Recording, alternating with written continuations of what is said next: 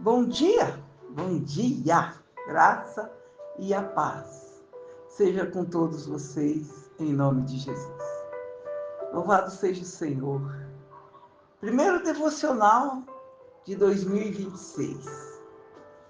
O último devocional de 2025, eu abordei o tema sofrimento versus Deus. Não sei se você ouviu, se você não ouviu, está lá no canal. Eu te convido a assistir, a ouvir a primeira parte, que é onde está, né? A gente discorreu sobre esse paralelo entre sofrimento e Deus.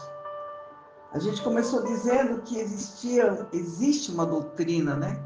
Chamada Teodiceia. É uma doutrina que estuda o mal.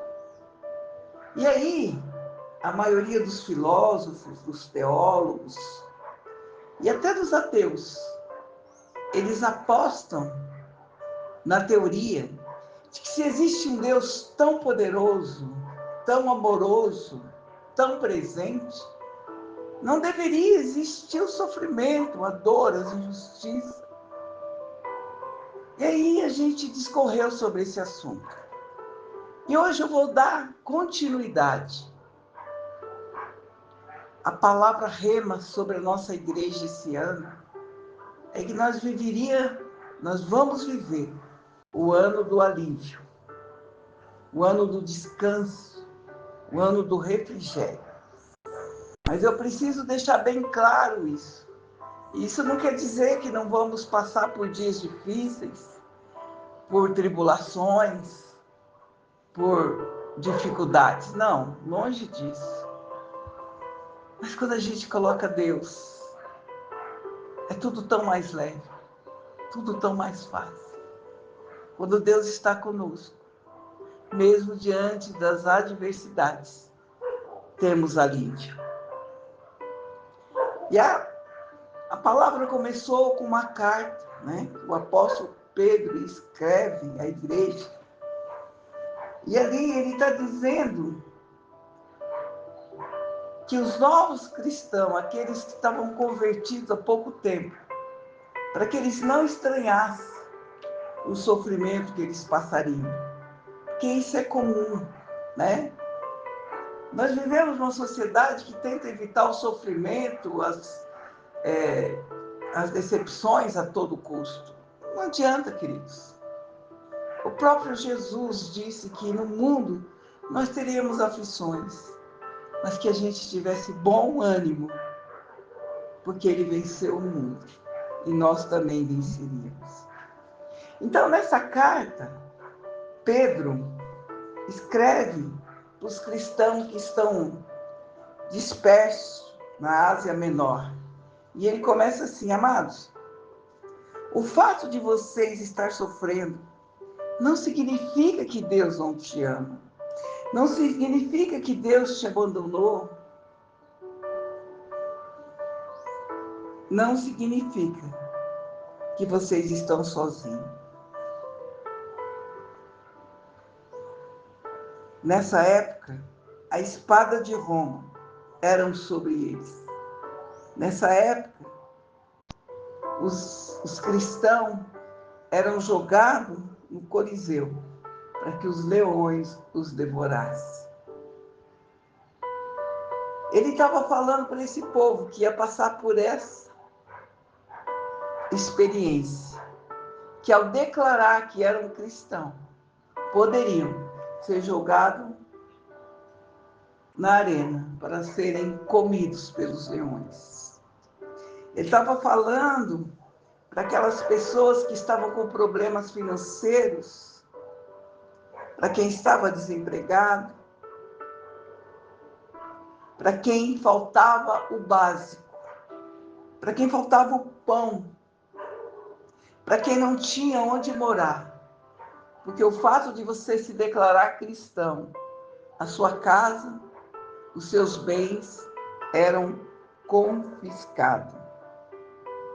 Mas ele falava: olha, mesmo passando por tudo isso, Deus não deixou de amar vocês.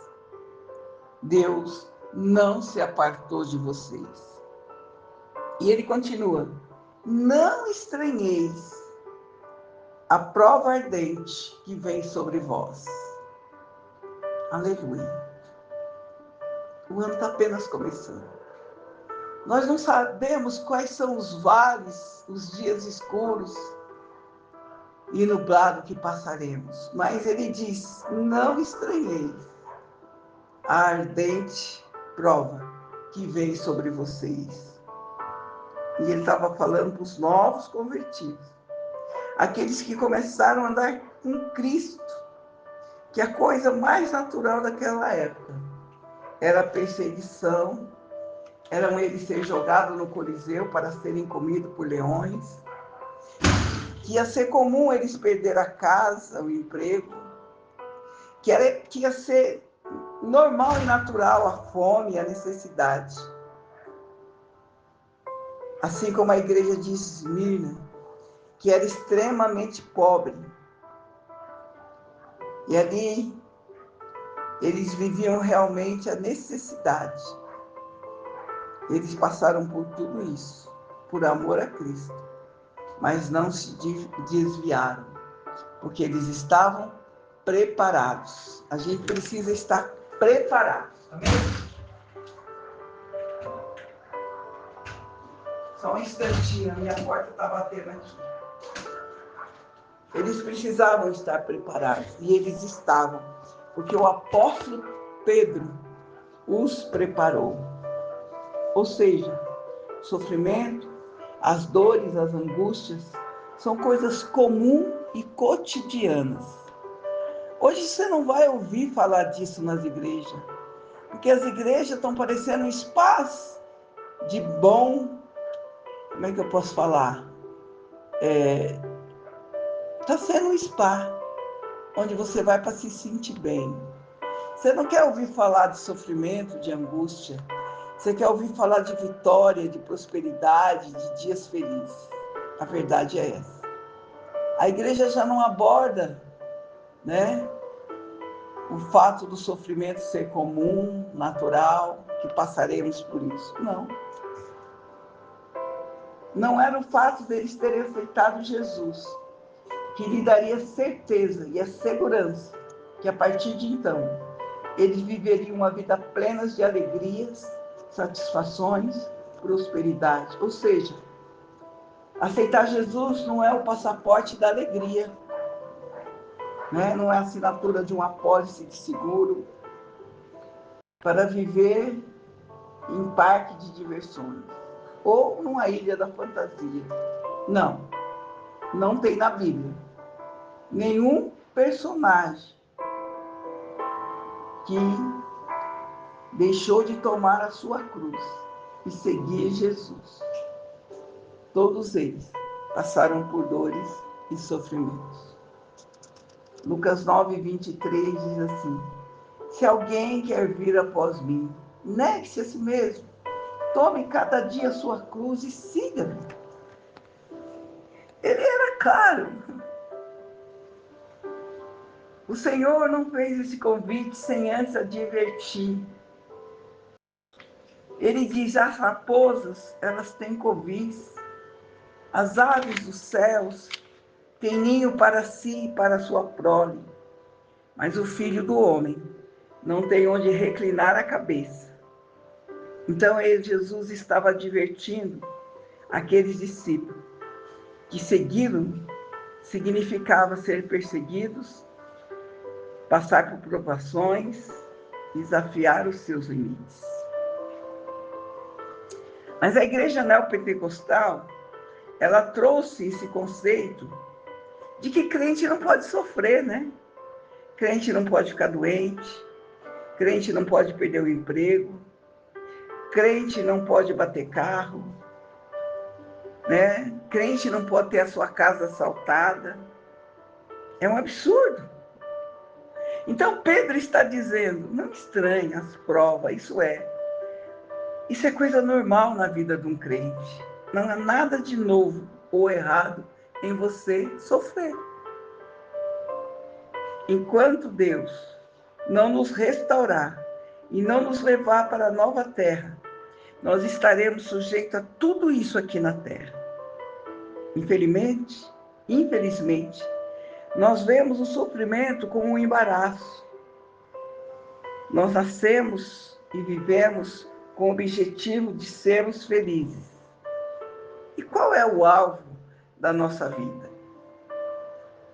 É termos uma boa casa, um ótimo carro, um emprego excelente, filhos lindos e saudáveis, frequentando as melhores escolas, condições para viajarmos, enfim, uma vida livre de sofrimento e privações. Não é isso?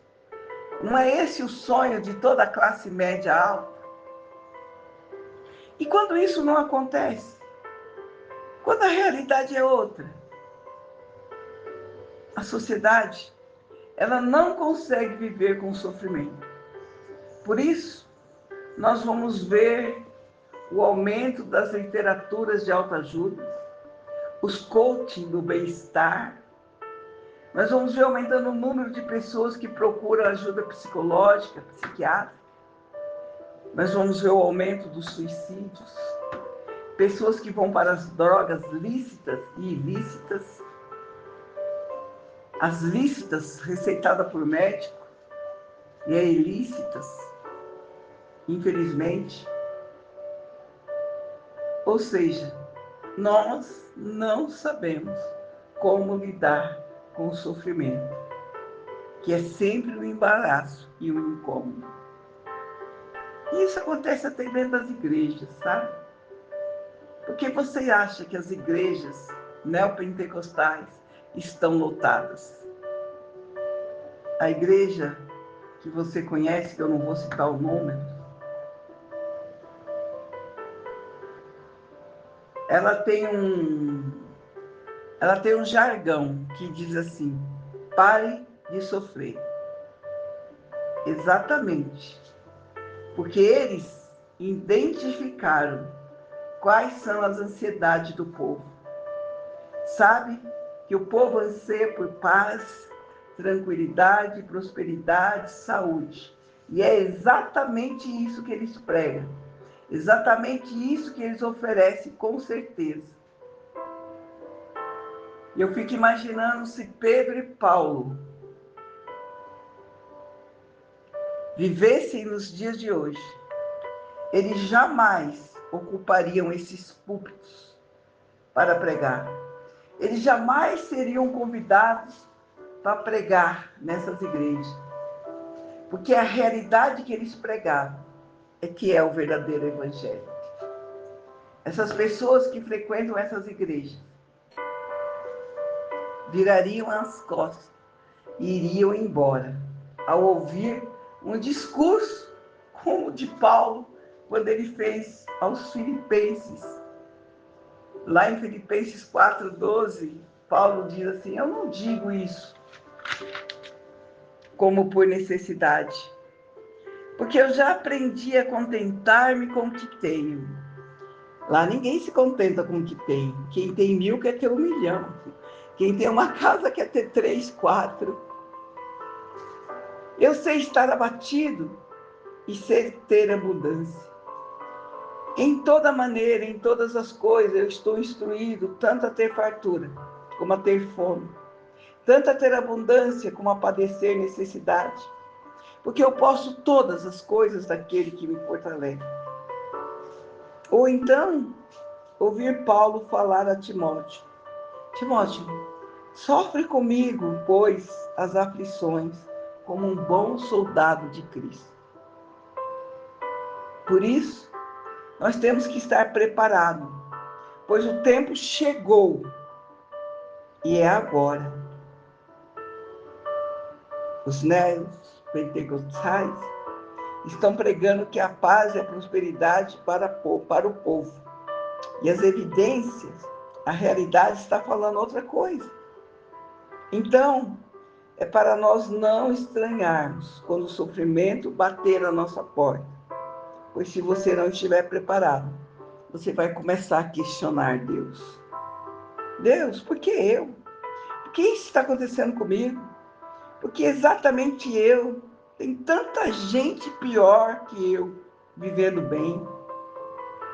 Tem tanta gente que nem vai à igreja prosperando.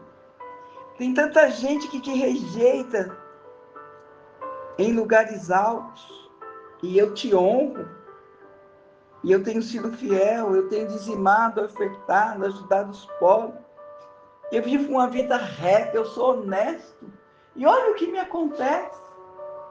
Olha o que eu estou passando.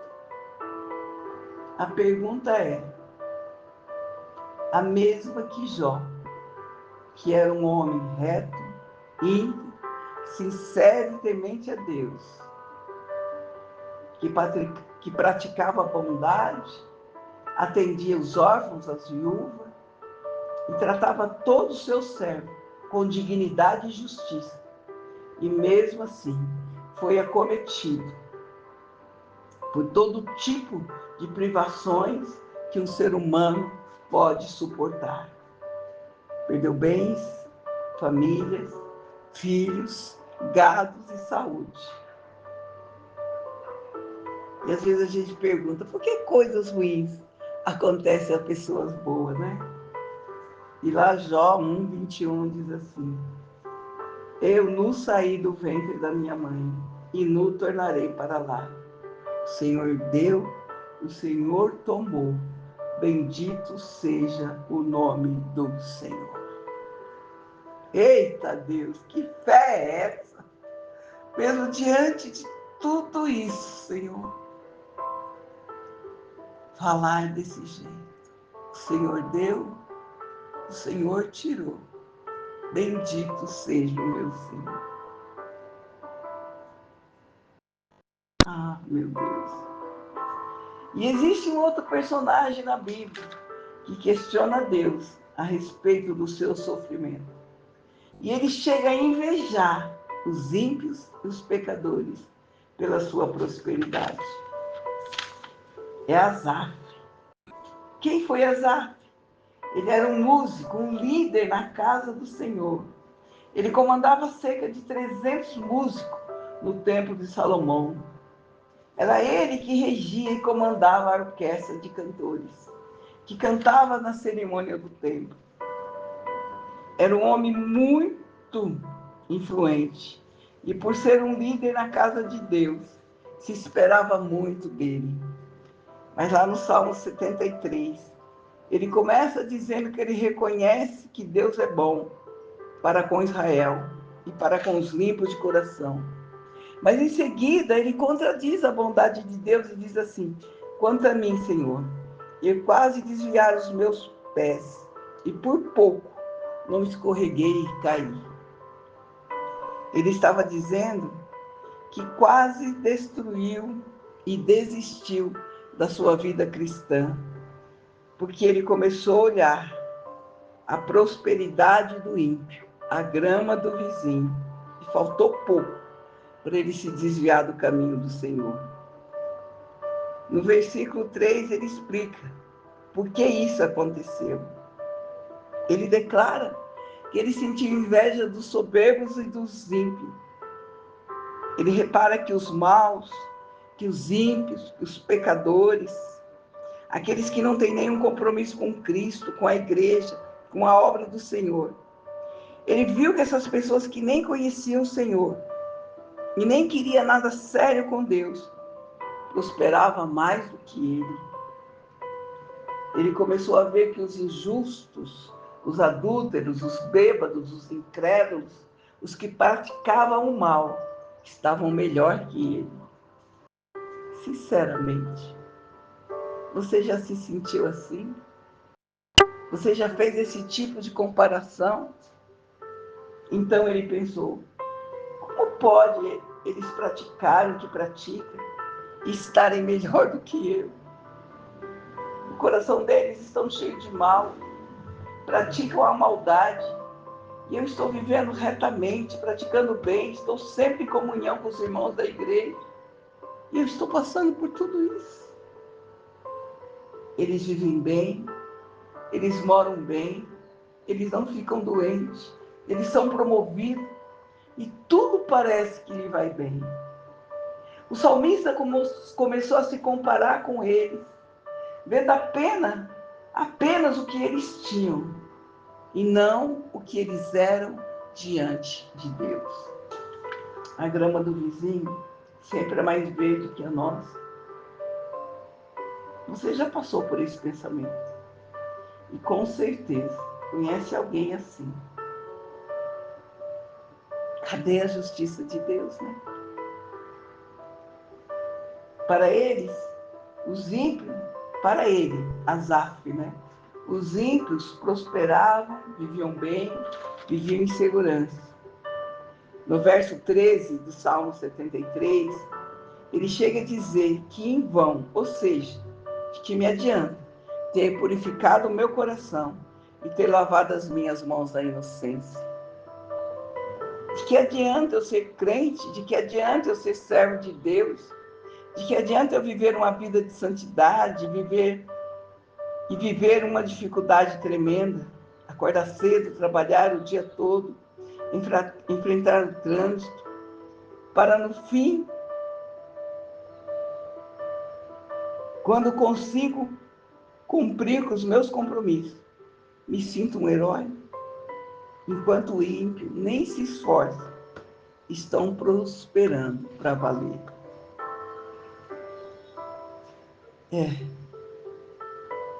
Eu sei que muitas vezes você pensou assim. Eu pensei assim várias vezes.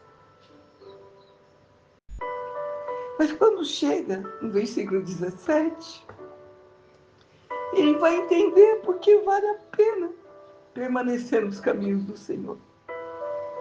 Quando ele entrou no templo, ele pôde ver o fim dos ímpios. Ele pôde entender que no dia do juízo, na volta do Senhor, nós teremos que dar conta de tudo que fizemos e de tudo que falamos. Ele estava comparando a vida dele com o padrão da vida dos ímpios. Mas quando ele entrou no altar do Senhor e começou a ver a vida deles do ponto de vista do padrão de Deus, então não é o padrão da impiedade que deve gerenciar a minha vida, é o padrão divino que deve gerenciar a minha vida, independente das aparências, porque a Deus ninguém engana. Às vezes, a aparência da impiedade pode parecer atraente, porque o pecado ele é atraente. O nosso coração é enganoso e nós fomos gerados no pecado. Fumar, beber, se drogar. Não dá para falar que são coisas ruins, né? Quem pratica isso conhece os efeitos. Mas nessa manhã,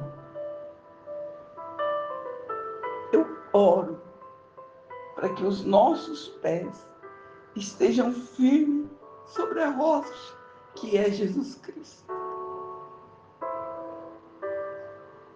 Que disse que no mundo nós teríamos aflições, problemas, tribulações, mas também disse que estivéssemos bom ânimo, porque ele venceu o mundo. E dessa forma, nós também venceríamos. Eu oro, Senhor, para que os nossos olhos estejam fitos nas coisas do alto, não nas coisas terrenas. Em nome de Jesus. Amém. Bom dia! Bom dia!